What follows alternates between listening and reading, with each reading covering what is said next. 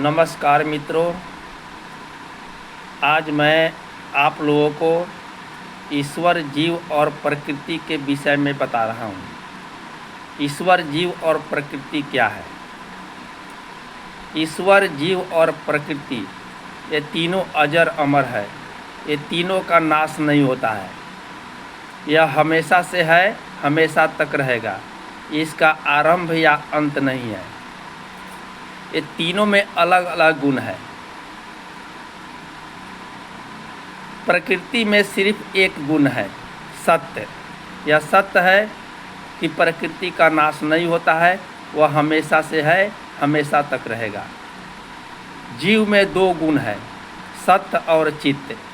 यह सत्य है कि जीव का भी नाश नहीं होता है, वह हमेशा से है, हमेशा तक रहेगा। उसका आदि और अंत नहीं है। दूसरा गुण है चित्त, यानी जीव में चेतनता है।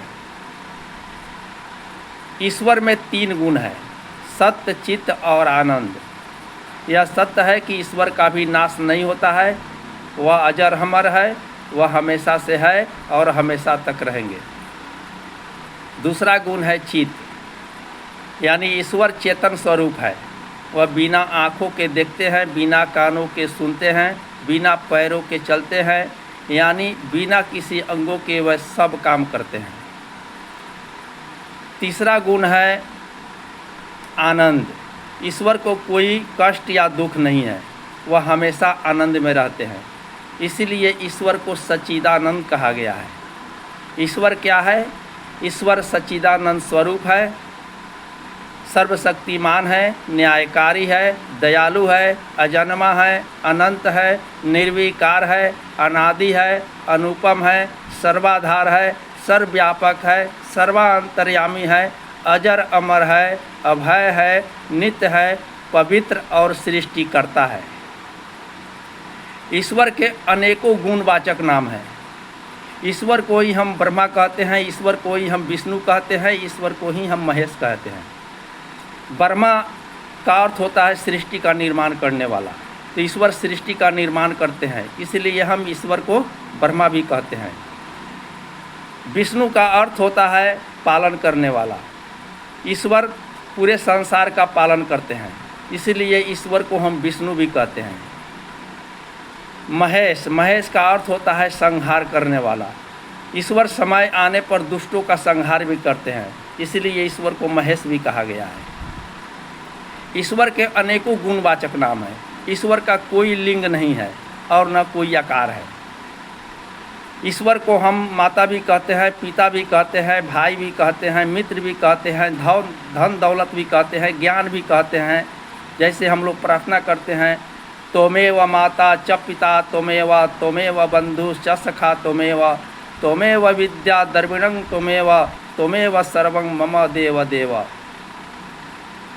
हम फिर गाना गाते हैं, तू ही लक्ष्मी, तू ही सरस्वती, तू माँ दुर्गा भवानी, मैंने जानी तेरी अमर कहानी। ये सब ईश्वर के लिए ही है।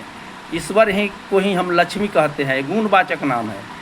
ईश्वर हमें धन देते हैं। ईश्वर को हम सरस्वती भी कहते हैं, क्योंकि सरस्वती ज्ञान देती है, तो ईश्वर को हम सरस्वती भी कहते हैं। ईश्वर को ही हम दुर्गा भवानी कहते हैं। दुर्गा का अर्थ होता है शक्ति, यानी ईश्वर हम में शक्ति देते हैं, इसीलिए ईश्वर को ही हम दुर्गा भी कहते हैं। ईश्वर देखने की चीज़ नहीं है, वह अनुभव करने की चीज़ है।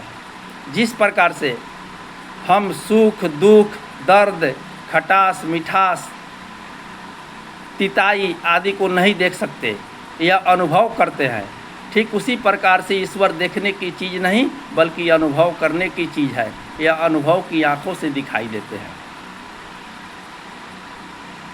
ईश्वर, जीव और प्रकृति ये तीनों अपना अपना कर्म करने में स्वतंत्र है। यह कोई किसी के मर्जी से काम नहीं करता है, अपने मर्जी से काम करता है। प्रकृति अपना काम करने में स्वतंत्र है, जीव अपना काम करने में स्वतंत्र है, उसी प्रकार से ईश्वर भी अपना काम करने में स्वतंत्र है। अगर जीव अपना काम करने में स्वतंत्र नहीं रहता, अगर वह सब काम ईश्वर के मर्जी से करता, तो दुनिया में किसी प्रकार का कोई पाप नहीं होता। और फिर उस पाप का फल जीव नहीं भोगता, ईश्वर भोगते। लेकिन नहीं, जीव अपना कर्म करने में स्वतंत्र है, इसीलिए वह अच्छे बुरे कर्मों का फल भोगता है। तो जिस प्रकार जीव अपना कर्म करने में स्वतंत्र है, उसी प्रकार से ईश्वर भी फल देने में स्वतंत्र है। धन्यवाद।